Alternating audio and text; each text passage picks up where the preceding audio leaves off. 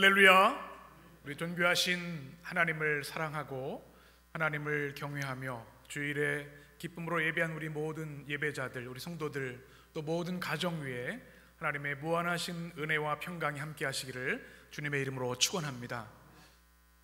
어제가 추석 명절이었습니다. 여러분, 추석 명절을 어떻게 보내셨습니까?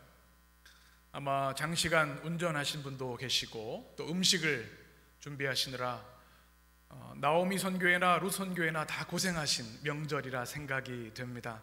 오늘 주일 예배로 하나님께 예배 드릴 때 하나님께서 그 모든 지친 영혼 또 피곤한 몸을 하나님께서 위로해 주시고 회복해 주시기를 간절히 축원합니다. 오늘 이렇게 주님 앞에 영광스러운 예배로 영광 돌릴 때 하나님께서 세상이 줄 수 없는 하늘의 위로와 또 기쁨과 평강으로 우리 모두를 충만히 채워 주실 줄 믿습니다. 이번 추석은 다른 해와 좀 다른 추석으로 저는 여겨졌습니다. 특별히 불과 일주일 전에 태풍 흰남노로 인해서 남부 지역에 말할 수 없는 피해와 상처가 있었습니다. 아직도 그 수해로부터 또 태풍으로부터 복구하지 못해서 망연자실하고 눈물과 한숨으로 보낸 이들이 얼마나 많은지, 우리 교회를 위해서 또 이 땅을 위해 기도하면서 참 안타까운 마음이 들었습니다. 명절이기에 그들은 더 큰 상실 또 아픔이 있으리라 생각이 됩니다. 인생의 어려운 때에 하나님께서 그 고난의 현장에서 그들을 만나주시고 그들이 재난을 받았지만 우리의 인생을 구원하시고 생명으로 인도하신 하나님의 은혜를 체험할 수 있도록 또 빠른 회복과 복구를 위해서 우리 성도들은 명절을 맞으면서도 기도해야 할 줄 믿습니다. 이런 생각을 합니다.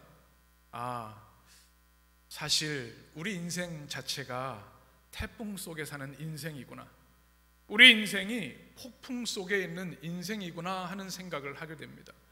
우리 인생을 살다 보면 우리 힘으로 어찌할 수 없는 일들이 얼마나 많은지요.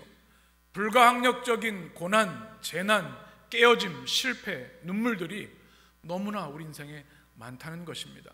한번 태풍이 불어오면 모든 것이 다 날아가 버려서 이제 끝이구나 하는 절망감을 우리는 인생을 살면서 수없이 많이 경험합니다.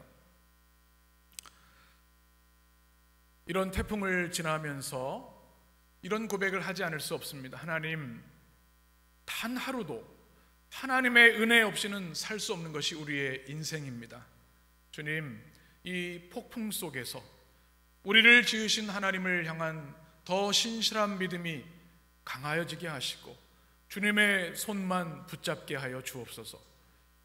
여러분, 이 폭풍 속에서 우리를 구원하실 수 있는 유일한 하나님의 은혜를 기억하고 그 주님을 꼭 붙드는 우리 성도들 되셨으면 좋겠습니다. 폭풍 속에 살아가는 우리 인생을 살아가면서 우리가 꼭 기억해야 할, 우리에게 시급한, 절대적으로 필요한 신앙이 있습니다. 한번 따라해 보시겠습니까? 한번 따라 하시겠습니다. 하나님께 모든 것을 맡기는 신앙. 어떤 신앙입니까? 하나님께 모든 것을 맡기는 신앙이 우리에게 필요합니다. 우리는 이미 세례 받는 순간 예수님과 함께 십자가에 죽은 사람들입니다. 지금 사는 것은 주님과 함께 더불어 사는 삶이고 우리의 생명은 주님의 손에 달려 있습니다. 그러니 이제 모든 것을 주님께 다 맡기고 주님을 위해 살아가는 것, 이것이 폭풍 속에 살아가는 우리 인생의 모습이어야 할 줄 믿습니다. 두 번째, 우리 자막을 한번 보시면 두 번째 필요한 신앙은 하나님께 피하는 신앙입니다. 무엇에 피해요? 하나님께. 우리 태풍이 불고 또 방송이 오게 되면 우리가 그 대피 명령에 따라 잘 피해야 피해를 최소화할 수 있습니다. 우리 인생에도 혼란을 당할 때, 폭풍을 만날 때 우리가 해야 될 것이 뭔가 하면 누구에게 피하는가가 중요합니다. 하나님께 피해야 하는 줄 믿습니다. 시편 16편 우리 같이 읽겠습니다. 하나님이여 나를 지켜 주소서. 내가 주께 피하나이다.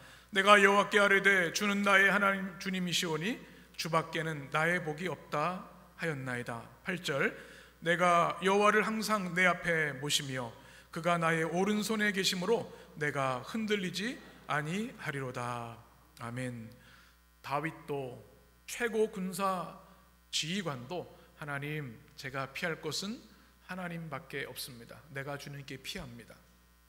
의인은 요동치 않게 하시는 하나님 안에 우리 여러분 주님께 피하는 신앙이 있게 되시기를 축원합니다. 또 필요한 것이 있습니다. 폭풍 속에 살아갈 때에 우리는 은혜의 날개 아래 거하는 신앙이 필요합니다.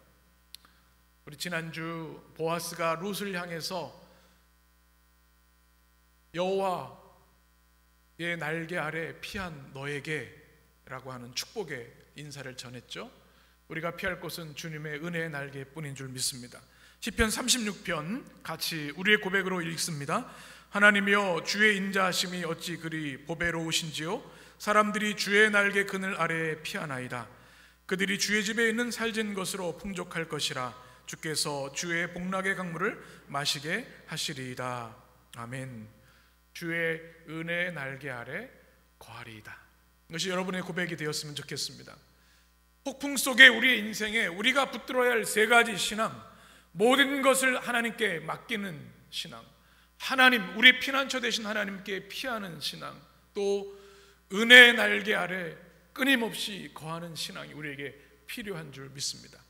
사실 이것이 룻기의 핵심 메시지이고 룻기가 우리에게 오늘을 살아가는 우리 성도들이 주시는 복음의 메시지입니다. 이 폭풍 속의 인생을 살아가는 동안에 이 세 가지 믿음을 꼭 마음에 새기시고 하나님만 의지하는 여러분 되시기를 간절히 축원합니다. 룻을 기억하시죠? 룻은 그야말로 폭풍 속에 살고 있습니다. 그의 고향 땅 모압에서 모든 것이 다 태풍으로 날아가 버렸습니다. 그의 인생, 그의 가정, 이제 홀로 광야에 남아 있습니다.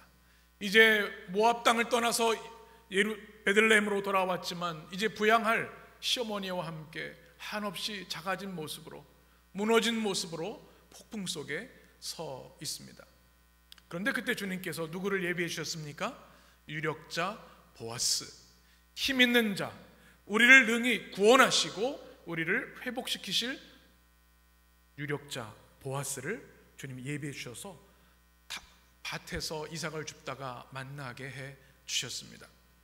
그리고 그를 통해 주님은 룻의 그 슬픔과 아픔을 치유하시고 모든 상실을 충만으로 회복시켜 주셨습니다. 우리 인생에도 보아스가 필요합니다. 살아계신 진정한 보아스는 우리 주 예수 그리스도 한 분이신 줄 믿습니다. 그 보아스가 우리를 지금 지키고 있습니다.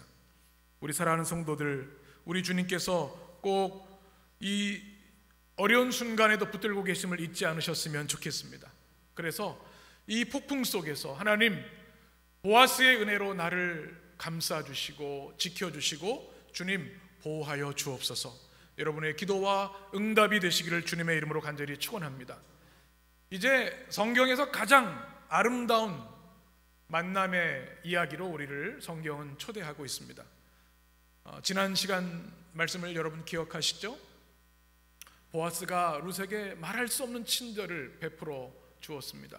하나님께서 너를 보답해 주시길 바란다. 너가 행한 그 선행을 내가 들어서 알고 있는데 그것을 모두 갚아주시길 원한다. 그리고 온전한 상 주시기를 바란다. 축복하였습니다. 그리고 오늘 말씀, 이제 보아스가 룻을 식사로 초대하는 내용을 우리가 만나게 됩니다. 보아스는 룻에게 아주 특별한 은혜를 베풀은 것을 우리는 지난주에 기억을 합니다. 왜 그랬을까? 이런 생각을 해보게 되죠. 수많은 사람들이 있었고 수많은 여인들이 있었고 또 그 마을 사람들도 있었는데 유독 이방 여인인 룻을 왜 이렇게 또 특별하게 배려를 하고 친절을 베풀었을까요? 두 가지 때문입니다. 하나는 그의 효성 때문이었습니다. 그의 시어머니 나오미를 버리지 아니하고 끝까지 그의 곁에서 붙쫓았더라. 그를 지키고 보호한 그의 효성 때문에. 또 하나는 룻의 믿음 때문이었습니다. 모압 여인으로 그모스 신을 섬기는 여인이었지만 나오미를 통해 살아계신 여호와 하나님을 만나게 되었고, 그 하나님의 백성 언약의 땅으로 돌아오고자 한 그의 믿음을 인해서 보아스가 그를 귀하게 여겨준 것이죠. 참 어두운 시대였습니다. 사사시대, 영적 암흑기였습니다. 그러나 신실한 사람 보아스와 신실한 사람 룻이 만나는 것을 인해서 이 구원의 역사가 펼쳐져 있는 것을 보면서 큰 감동을 받습니다. 여러분, 이 시대에도 우리 하나님은 이 시대의 보아스와 룻을 찾고 계신 줄 믿습니다. 여러분이 이 시대의 보아스와 룻이 되시기를 바랍니다. 사사시대와 다르지 않은 이 시대를 봅니다. 패역한 시대, 하나님을 만홀히 여기는 이 시대 가운데 진정으로 하나님을 두려워하고 경외하며 온전히 하나님을 섬기는 신실한 보아스와 룻을 통해서 하나님 지금도 구원의 역사를 이루시고 이 시대의 어둠을 밝히시는 줄 믿습니다. 이제 오늘 말씀을 보게 되면 식사 초대 내용으로 이어집니다. 저는 오늘 말씀을 읽으면서 또 여러 번 묵상하고 소리내서 읽고 기도하면서 이 장면이 너무 감동이 되었습니다. 보아스가 룻에게 많은 친절을 베풀었는데 오늘은 그 클라이막스에 이르게 됩니다. 그것은 바로 식사의 자리에 룻을 초대한 겁니다. 여러분, 저는 식사 초대라는 말을 설교문에 작성을 하면서 마음이 뭉클했습니다. 여러분, 최근에 식사 초대 받아본 적이 있으십니까? 코로나 팬데믹으로 인해서 마음껏 편안하게 식사할 수 있는 자리들이 얼마나 많이 없어졌는지 모릅니다. 그래서 마음 편한 사람들, 또 사랑하는 사람들과 함께 즐거운 식탁을 나눴던 것이 언제인지 기억이 안 날 정도입니다. 함께 나누는 식탁을 잃어버린 시대, 코로나 팬데믹 우리가 경험하고 있습니다.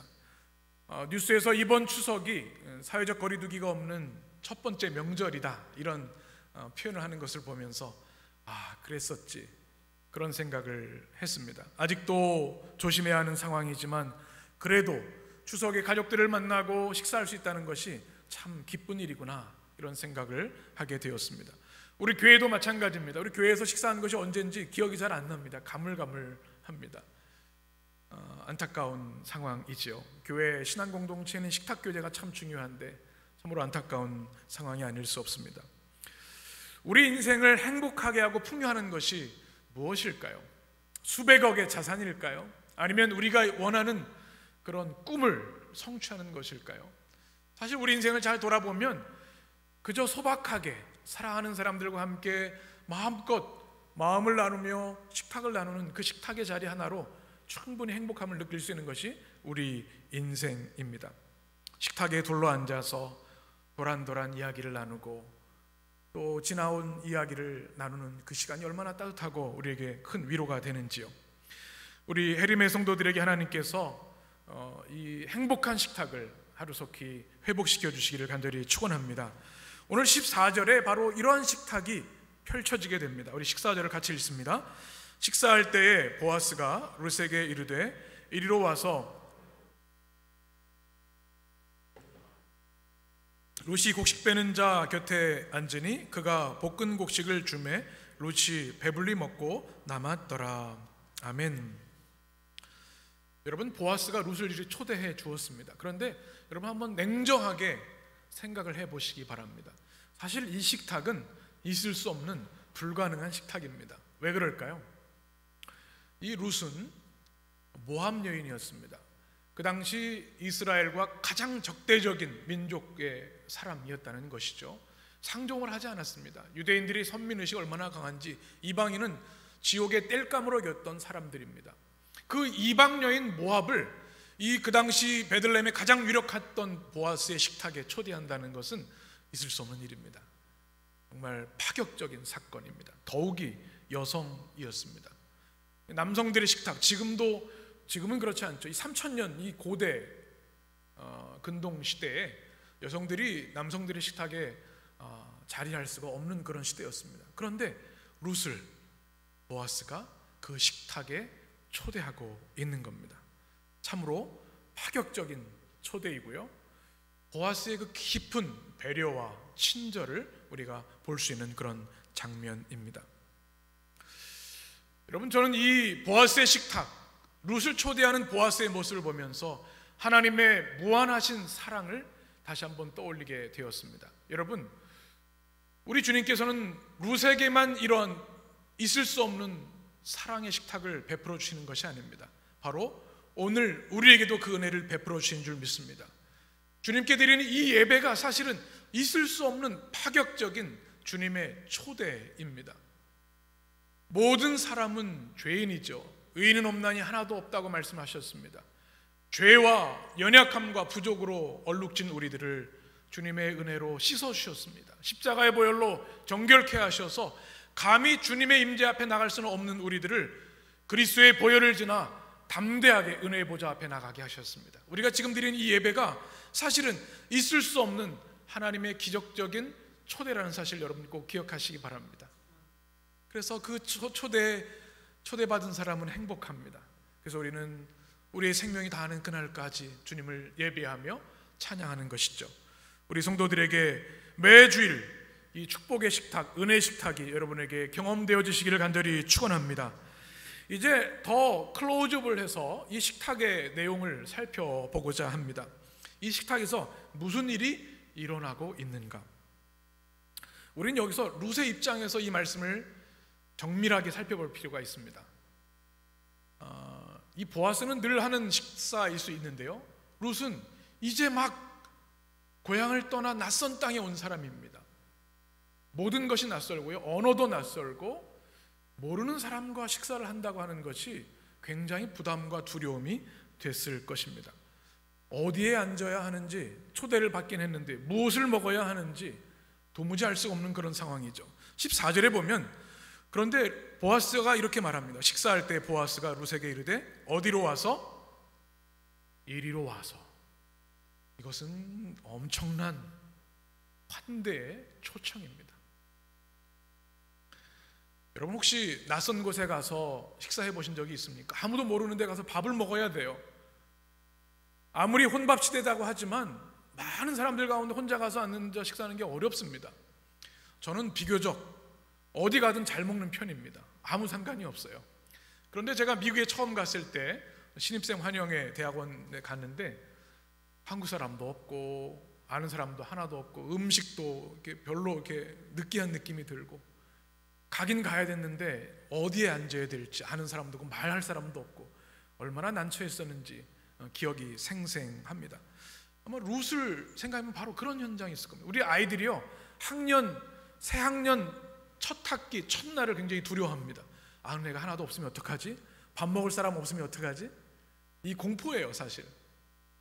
룻이 얼마나 더 그랬을까요? 3000년 전에. 그런데 그 당시에 가장 유력자였던 보아스, 이 식탁의 주인인 보아스가 룻에게 이리로 오시오 이렇게 초청하고 있는 겁니다. 룻이 얼마나 좋았을까요? 룻의 안도의 마음이 느껴집니다. 보아스가 참 멋진 사람이구나. 어디에 앉아야 할지 무엇을 먹어야 할지 모르는 그에게 내 가까이 오라고 하는 사랑의 초대를 받았기 때문입니다. 가장 소외되고 멸시받을 수밖에 없었던 가장 연약한 여인이었던 이방 여인 룻을 보아스는 자신의 옆자리로 초대한 겁니다. 여러분, 얼마나 좋았을까요? 한번 여러분이 룻이라고 한번 생각을 해보시기 바랍니다. 당당한 식구로 인정해 준 겁니다.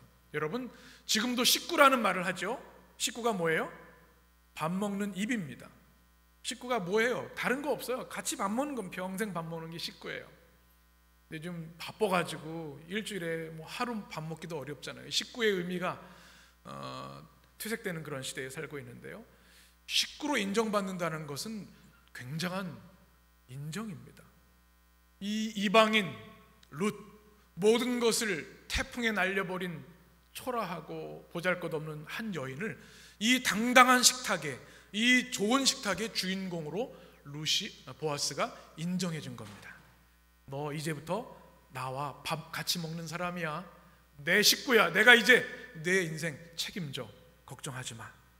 이 보아스의 초대 말을 통해서 우리는 하나님의 은혜의 초대를 경험합니다. 우리 인생은 낯선 곳에 가서 어서 밥을 먹어야 할지 누구랑 말해야 할지 모르는 인생과 같아요. 그러나 하나님이 이리로 오라, 주님의 십자가 앞으로 나오라, 내가 이 식탁의 주인공으로 너를 세워주노라 말씀하시는 줄 믿습니다. 룻이 바로 그 식탁을 지금 대하고 있는 겁니다. 그런데 저는 오늘 말씀에서 가장 은혜로운 말씀이 있었어요. 여러분 그냥 읽으면서 지나갔을지 모르는데 떡을 먹으라고 하는 겁니다. 저는 먹으라는 말을 제일 좋아합니다. 저만 그런가요? 어릴 때도 밖에 나가서 놀다가 명관아 밥 먹어라 그러면 그냥 아이들은 노느라고 늦게 들어오면 저는 밥부터 먹습니다. 그게 인생 철학 중에 하나입니다. 저는 먹을 거 주는 사람을 좋아합니다. 이 룻을 향해서 떡을 먹으라고 하는 거예요. 여러분 지금이야 먹는 게 많아서 먹으라는 것이 그렇게 감동이 안 될 수 있을지 모르지만 룻은 허기진 인생이었습니다. 고향을 떠나서 광야를 지나왔어요. 제대로 된 식사를 할 수 있었겠습니까? 도착한 곳은 처음 와보는 베들레헴입니다. 아는 사람도 없고 시어머니 혼자 계시고 뭐 당장 끼니가 없어요. 그런데 떡을 먹으라, 복음의 소식입니다. 더 큰 복음의 소식이 뭔지 아세요? 떡 조각을 뭐에 찍어 먹으라? 초에 찍어 먹으라. 할렐루야 아닙니까? 여러분 저는 이 말씀을 읽으면서 할렐루야 박수를 쳤습니다. 떡을 그냥 먹는 게 아니라 초에 찍어 먹으라니. 저만 이제 흥분하고 있는 것 같아요. 이 유대 땅의 떡은요 메마른 떡입니다. 아주 이게 바삭바삭한 그런 우리가 먹는 지금 아주 부드러운 그런 빵이 아니에요. 그냥 먹기가 쉽지 않아요. 그런데 무엇에 찍어 먹으라고요? 초에 찍어 먹으라. 이 초가 뭘까요? 여러분 사진을 한번 보시면 우리 시대로 하면 발사믹 식초를 생각하시면 됩니다. 이 떡이 딱딱하고 맛이 없는데 여기다가 딱 호메치를 찍어 먹으면 그 풍미가 대단합니다. 그 행복을 여러분 아신지 모르겠어요.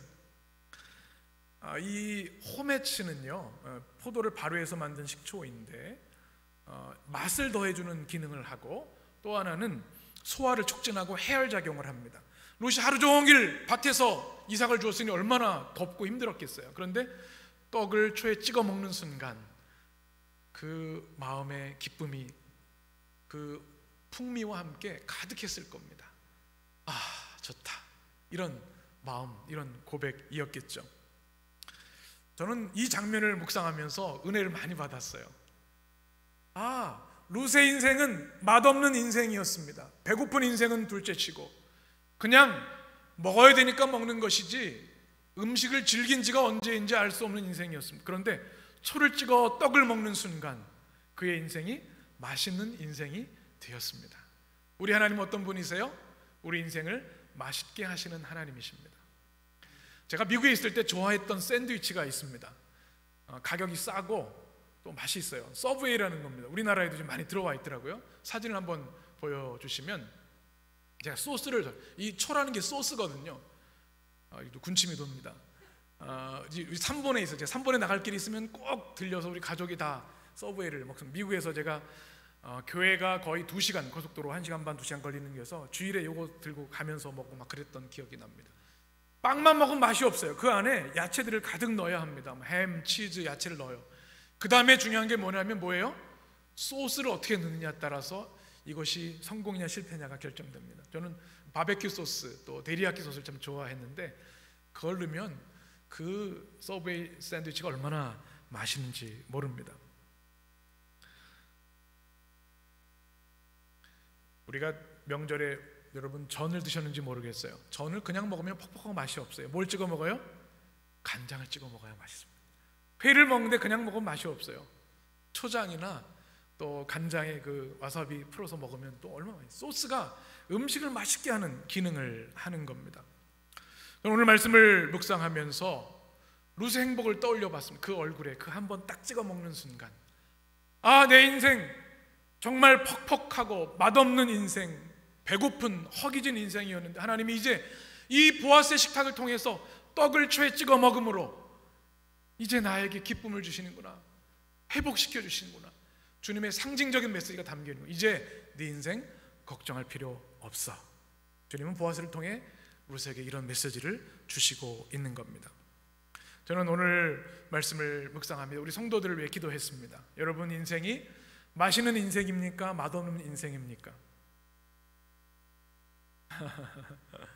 우리 하나님께서 맛있는 소스, 이 호메치를 여러분에게 부어주셔서 여러분의 인생이 퍽퍽하고 어렵고 아플지라도 여러분의 인생을 맛있게 하시는 은혜가 여러분 가운데 임하게 되기를 간절히 축원합니다.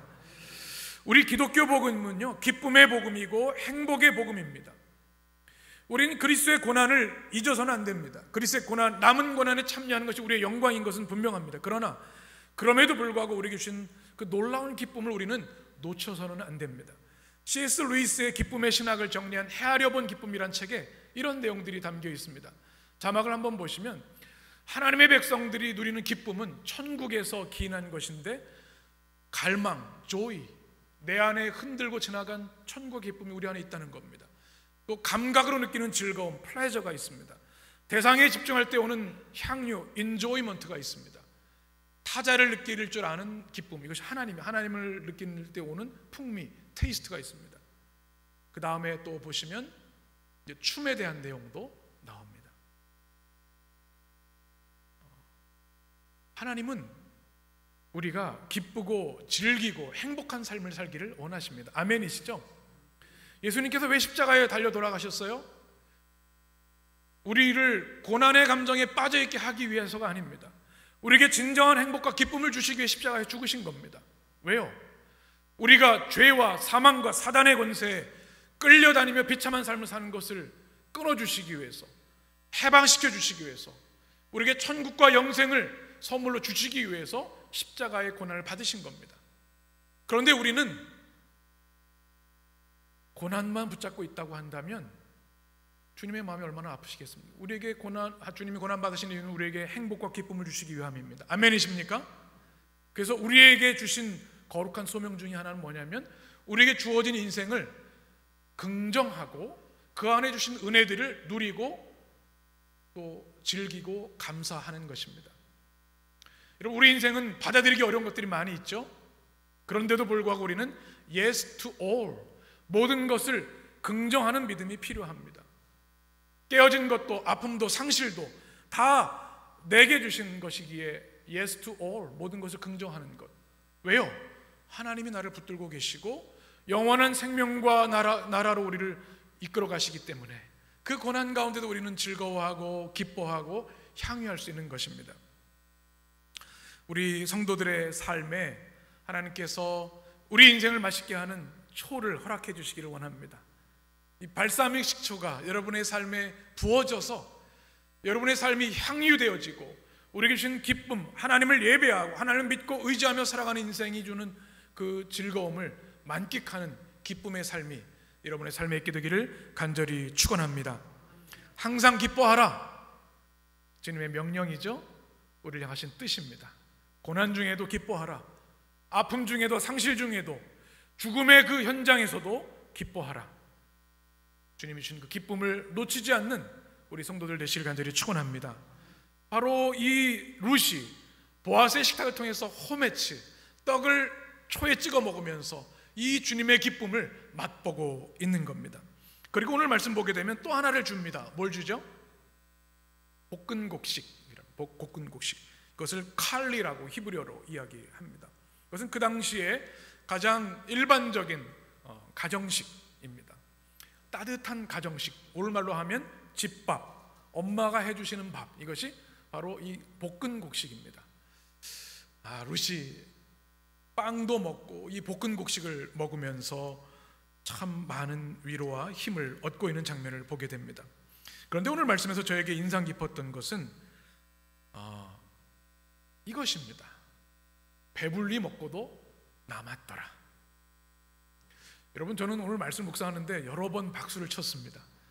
먹었더라, 배불리 먹었다. 제가 좋아하는 단어들이 나와 있기 때문에 그래요.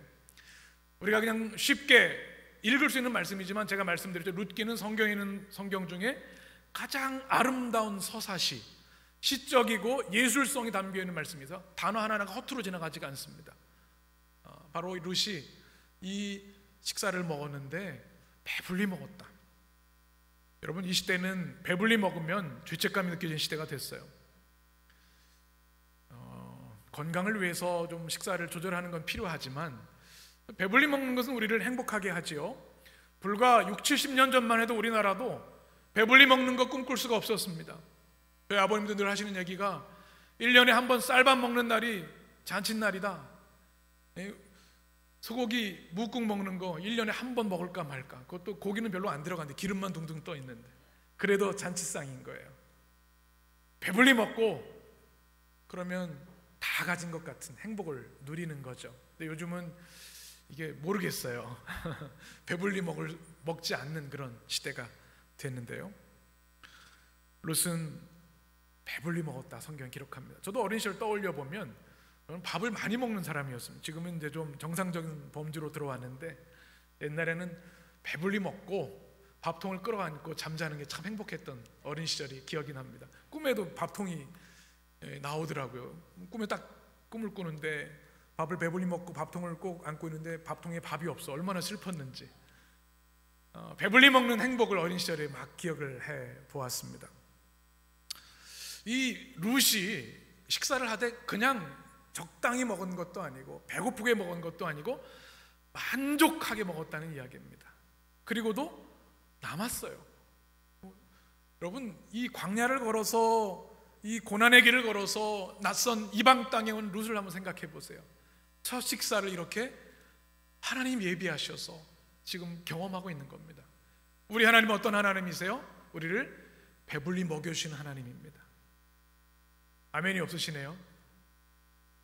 우리 하나님은 배불리 먹고도 남게 하시는 하나님입니다.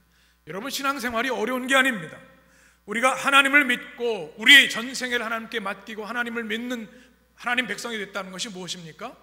하나님이 나를 먹이신다는 확신, 그것이 가장 중요한 믿음의 고백입니다. 우리가 땀 흘린다고 우리가 먹고 삽니까? 물론 열심히 일해야 되겠죠. 그러나 하나님이 먹여주셔야 먹을 수 있는 겁니다. 우리가 아무리 수고해도 주님이 막으시면 쌀 한 톨도 먹을 수 없는 게, 쌀이 쌓여 있어도 우리 육신이 연약하면요 밥 한 숟갈 먹을 수가 없어요. 하나님이 먹게 하셔야 먹을 수 있는 겁니다. 우리의 믿음, 하나님께 맡기는 믿음이 필요한 줄 믿습니다. 하나님이 내 인생을 책임지시고 먹여주시는 하나님인 줄 믿습니다.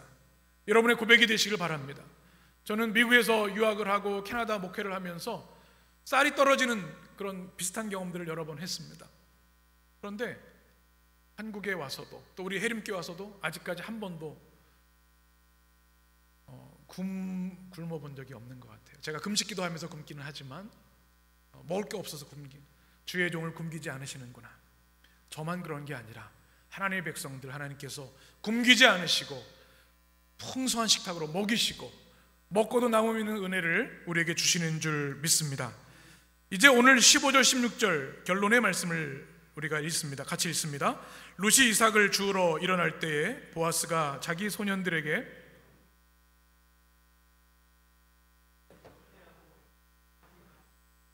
또 그를 위하여 곡식 다발에서 조금씩 뽑아 버려서 그에게 줍게 하고 꾸짖지 말라 하니라. 아멘. 두 가지 명령을 보아스가 사환들에게 합니다. 이제 배불리 먹고 룻이 자리에서 식탁에서 일어나서 다시 일하러 밭으로 나갑니다. 이삭을 주어야 되니까요. 그런데 사환들에게 두 가지 명령을 합니다. 하나는 뭐라고 얘기합니까? 곡식 단사에서 줍게 하라. 무슨 뜻일까요? 이것은 이 추수할 때도 주울 수 있게 하라는 이야기입니다. 그 당시에 추수할 때는 주울 수 없었습니다. 추수기 다 끝나고 땅에 떨어진 걸 줍는 게 이삭 줍기죠. 그런데 추수하는 도중에도 룻이 이삭을 주울 수 있도록 배려해 주는 겁니다. 그리고 책망하지 말라고 당부합니다. 두 번째 명령은 뭡니까? 곡식단에서 조금씩 뽑아버리라. 이것은 사실은 상식적인 일이 아닙니다. 이미 곡식을 추수해서 단으로 묶어놓은 거예요. 그런데 사환들에게 어떤 명령을 하냐면 이미 준비된 이 곡식단에서 곡식을 일부러 빼내놓으라는 겁니다. 왜요? 룻이 많이 주울 수 있도록. 보아스가 멋있죠? 그래서 룻이 풍성한 이삭을 줍게 됩니다. 이 보아스가 어떻게 이렇게 멋진 삶을 살 수 있을까요? 자기 것 아까워서 손이 벌벌 떠는 시대가 이 시대입니다. 누군가에게 줘도 계산합니다. 줘도 되나? 나한테 또 돌려줄까? 그런데 보아스는 계산하지 않습니다. 아끼지 않고 룻에게 다 쏟아 부어주는 모습, 하나님의 성품을 닮은 사람이기 때문에 그렇습니다.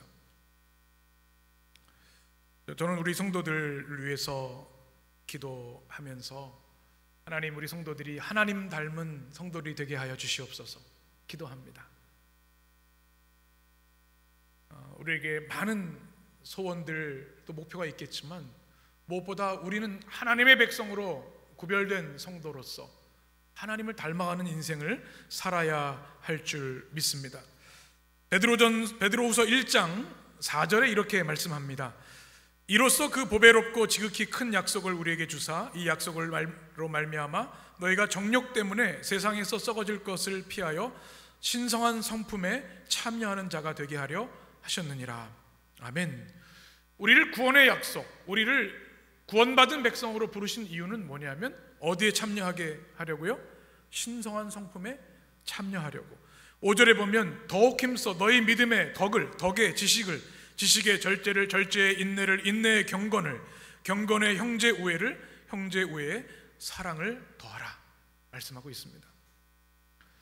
우리에게 주신 주님의 거룩한 명령, 하나님 보아스처럼 인간적 계산, 그것이 아니라 하나님의 성품을 닮아 베풀고 나누어도 부족함이 없는 삶을 살게 하여 주옵소서.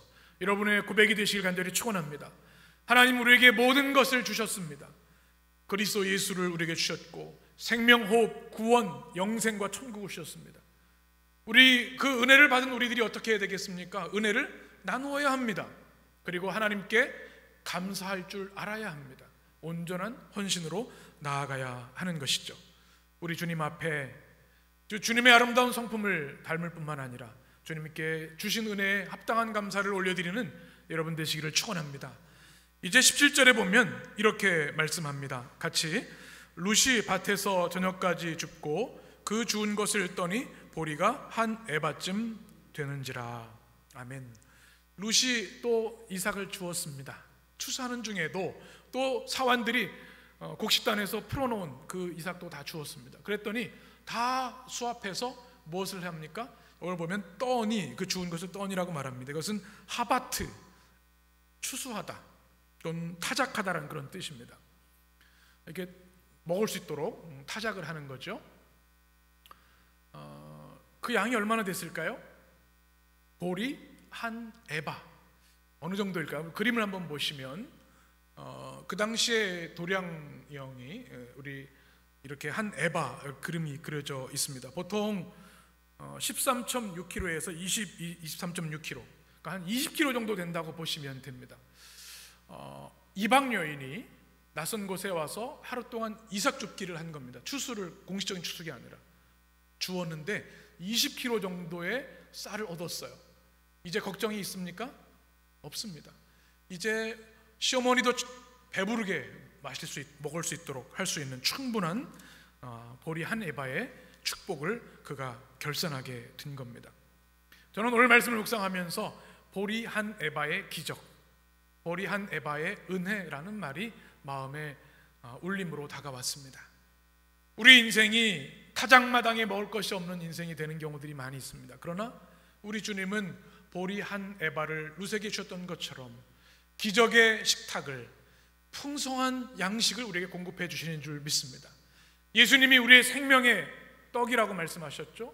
우리가 매일 하나님의 말씀을 읽고 주일에 주님의 말씀을 듣는 이유가 뭡니까? 그 생명의 떡, 하나님의 말씀을 먹어야만 살 수 있기 때문에 그렇습니다. 룻에게 보리 한 에바의 기적을 주신 것처럼 우리 성도들에게도 하나님께서 보리 한 에바의 충만한 양식을 주시기를, 영육간의 양식 주시기를 간절히 축원합니다. 저는 추석이 되면 꼭 떠오르는 옛 추억이 있습니다. 제가 미국에서 유학생으로 있을 때 추수감사절의 추억입니다. 첫 학기에 가는데 얼마나 외롭고 쓸쓸한지요. 한번 사진을 제가 준비했는데 보시면 제가 개척해서 목회했던 일리노이주에 있는 졸리엣에 있는 New Hope Korean Methodist Church, 새소망 감리교회입니다. 미국 교회를 빌려서 예배를 드렸는데요. 여러 가지 힘들고 어려운 일이 많이 있었습니다. 추수감사절에 갈 수 있는 곳이 없었습니다. 친구들이 다 고향으로 떠나갑니다. 그런데 한 선배 목사님이, 미국인 교회 목사님이 초대해 주셨습니다. 그 식탁을 한번 보여주시면, 이건 베이비 샤워고요. 그 전 사진 보시면 칠면조 고기 또 불고기 이렇게 준비해 주셨던 그 식탁을 잊을 수가 없습니다. 또 하나는 그 미국인 교회 데이빗 그린 목사님께서 둘째 아들 준서가 태어나기 전에 베이비 샤워를 해주신 겁니다. 그 집에 갔더니 음식들을 차려주셨어요. 또 얼마나 감동이 되는지. 그리고 기억에 남는 게 기저귀 케이크가 기억이 납니다. 제가 그때 위로받아서 우리 교회는 앞으로 우리 청년들이 결혼하거나 우리 청장년들이 아이를 낳으면 출산일 한 2달 전에 교회에서 해림 베이비 샤워를 해야겠다, 제 목회 방침을 정했습니다. 여러분 기대하시고 또 우리 출산의 기쁨 같이 나눴으면 좋겠어요. 그 낯선 땅에 살아가면서 얼마나 외로웠는지요. 그런데 그 식탁에서 주님이 주님의 사람들을 통해 이렇게 위로받게 하시는구나 경험해 본 적이 있습니다. 아마 여러분에게도 잊을 수 없는 사랑의 식탁들이 있으실 겁니다. 여러분의 매일의 식탁이, 또 우리 교회의 식탁이 이렇게 풍성하고 아름다운 식탁이 되었으면 좋겠습니다. 제가 추석 기간에 리추얼의 힘이라는 책을 읽었습니다. 한번 그 자막을 보시면 이 책이 참 재미있는 내용들이 많이 나와 있는데요. 그 저자가 이렇게 얘기합니다. 하버드 대학교 교수이신데, 일상의 반복이 신성한 의식이 될 때 나에게 놀라운 변화가 일어난다. 특별히 함께 식사하기의 위대함이라는 챕터가 저에게 감동이 됐습니다. 우리가 매일 하는 소박한, 어쩌면 그냥 아무렇지도 않게 지나가는 식탁에 이것이 거룩하고 신성한 식탁이 될 수 있다는 이야기입니다. 주님이 주신 생명이 그 식탁 위에 있기 때문에 저는 이 책을 읽으면서 우리 성도들의 매일의 식탁, 소박한 식탁이 신성한 식탁이 되면 좋겠다. 가족들과 함께하는 식탁, 하루에 한 번, 또 일주일에 한 번이라도 함께하면서 주님이 주시는 이 거룩한 식탁을 반복하며 하나님의 무한하신 공급함을 경험하면 좋겠다는 기도를 하게 되었습니다. 요한계시록 3장 20절에 이렇게 말씀합니다. 같이 읽겠습니다. 볼지어다 내가 문 밖에 서서 두드리노니 누구든지 내 음성을 듣고 문을 열면 내가 그에게로 들어가 그와 더불어 먹고 그는 나와 더불어 먹으리라. 아멘. 우리 모든 성도들이 가장 흠모하고 사랑하는 말씀이지요. 주님이 지금 우리의 식탁에 오셔서 문을 두드리십니다. 우리가 문을 열기만 하면 주님이 들어오셔서 우리와 함께 식탁을 나누시는 주님을 우리는 만날 수 있는 것이죠. 주일 예배를 통해, 주님의 성찬을 통해, 우리 가정에서 일어나는 매일의 신성한 식탁을 통해 주님은 우리를 만나 주십니다. 보아스의 식탁을 통해서 루세게 주셨던 그 놀라운 치유 회복의 식탁을 우리에게 주신다는 겁니다. 사랑하는 성도 여러분, 주님이 여러분을 초대하십니다. 수고하고 무거운 짐진 자들아 다 내게로 오라. 주님의 이 예배의 식탁, 말씀의 식탁에 기쁨으로 아멘, 주님 제가 그 식탁에 룻과 같이 참여해서 주님이 주시는 풍성하고 아름다운 식탁을 누리며 살겠습니다. 여러분의 고백과 응답이 되시길 간절히 축원합니다. 기도하겠습니다.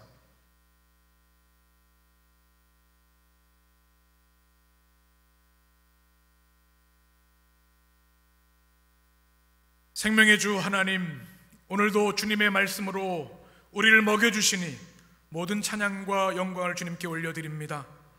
떡으로만 살 수 없다 주님 말씀하셨습니다. 하나님의 입으로 나오는 말씀이 있어야 우리 인생이 의미 있고 풍요로우며 기름지고 하나님 주시는 풍미와 아름다움으로 충만하게 되는 줄 믿습니다.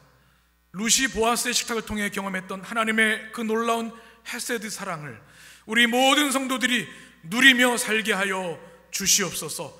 떡 조각을 초에 찍어 먹으라 하신 주님, 우리 성도들에게 맛있는 인생을 날마다 허락하여 주셔서 이 척박한 시대 가운데도 주님 주신 기쁨을 향유하며 살게 하여 주옵소서.